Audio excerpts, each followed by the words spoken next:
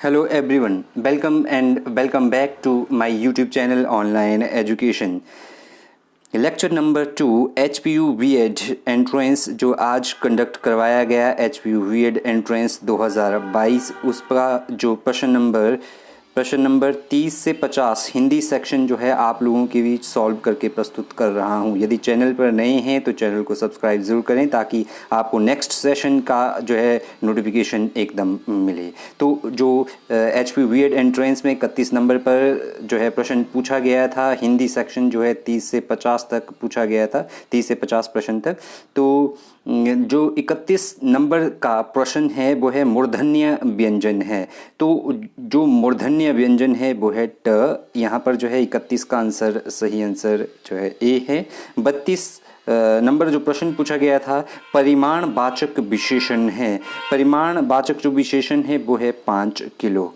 Next important question जो इसमें पूछा गया था अधिकरण की विभक्ति है। तो अधिकरण की जो विभक्ति है वो है डी। पर जो है अभिकरण की अविभक्ति है। HPU BEd एंट्रेंस 2022 में हिंदी सेक्शन में 34 नंबर का प्रश्न पूछा था। आलस्य शब्द का विशेषण है। आलस्य शब्द का जो विशेषण है वो है आलसी।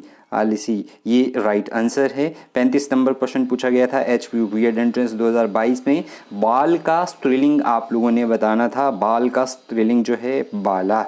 35 का राइट आंसर ए होगा। 36 नंबर जो इसमें प्रश्न पूछा गया था साधु का स्त्रीलिंग है। साधु का जो स्त्रीलिंग होता है वो होता है साध्वी। तो इसका जो राइट आंसर होगा 36 का सी रहेगा। 37 में पूछा था कि निम्नलिखित विकल्पों में से सकर्मक क्रिया का चयन कीजिए। आपको कुछ एक विकल्प दिए हैं, इनमें से जो कर्मक क्रिया है वो है पिघलना। पिघलना जो है कर्मक क्रिया है। नेक्स्ट इंपॉर्टेंट जो इसमें प्रश्न पूछा गया था HPU BEd एंट्रेंस 2022 में जिन शब्दों के प्रयोग के अनुसार कोई परिवर्तन नहीं आता है उन्हें क्या कहा जाता है। तो उन शब्दों को कहा जाता है अविकारी शब्द। राइट आंसर इज सी। 38 का राइट आंसर जो है सी है। सभी प्रश्न ऑथेंटिक सोर्सेज से लिए गए हैं। यदि फिर भी आपको किसी प्रश्न में डाउट लग रहा है तो आप कमेंट सेक्शन में जाकर कमेंट कर सकते हैं। राइट आंसर 39 प्रश्न था तालव्य व्यंजन है। जो तालु या तालव्य से जो व्यंजन निकलते हैं च छ ज झ। Right answer is C. Next important question जो HPU BEd एंट्रेंस में पूछा गया है 2022 में निम्नलिखित शब्दों में तत्सम शब्द है। तो तत्सम शब्द जो है वो है पूर्ण। पूर्ण जो है तत्सम शब्द है। Next important question HPU BEd entrance 2022 हास्य पद का संधि विच्छेद क्या होगा। हास्य पद का जो संधि विच्छेद है वो है हास्य जमा आस्पद जो है। Right answer C. 42 नंबर प्रश्न जो पूछा है सुधा जमा अंशु सुधांशु का उदाहरण क्या होगा। Right answer is B. ये दीर्घ संधि का उदाहरण है सुधा जमा अंशु।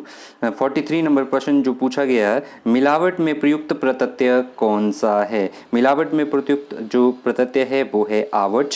43 का आंसर जो है बी। 44 का आंसर जो है एक प्रत्यय जोड़कर बनाया गया शब्द है। 44 का जो राइट आंसर है वो है दैनिक। दैनिक जो शब्द है वो एक प्रत्यय को जोड़कर बनाया गया है।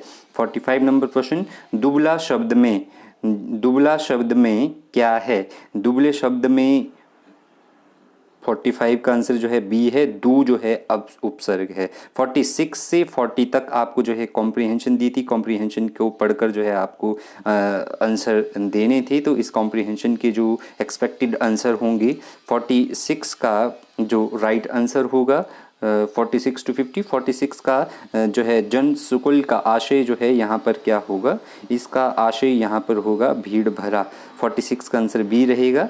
47 नंबर जो प्रश्न है 47 नंबर प्रश्न का आंसर जो है सी रहेगा।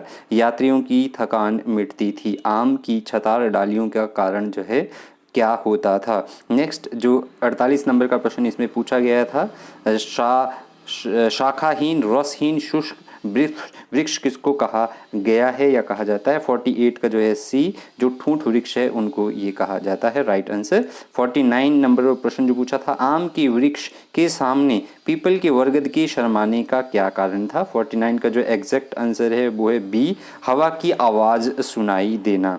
और 50 नंबर जो प्रश्न पूछा गया है, आम के उपभोगन में संभवतः एक ही सुखद अपवाद है, तो इसका राइट आंसर होगा बी। तो ये थे प्रश्न पूछे गए 31 से 50 तक हिंदी सेक्शन। यदि आप चैनल पर नए हैं तो सब्सक्राइब कर लें, ताकि जब जो है आपके पास इंग्लिश सेक्शन आएगा, मैथ सेक्शन आएगा और टीचिंग सेक्शन आएगा तो उसके आंसर आपको मिले। Thank you very much.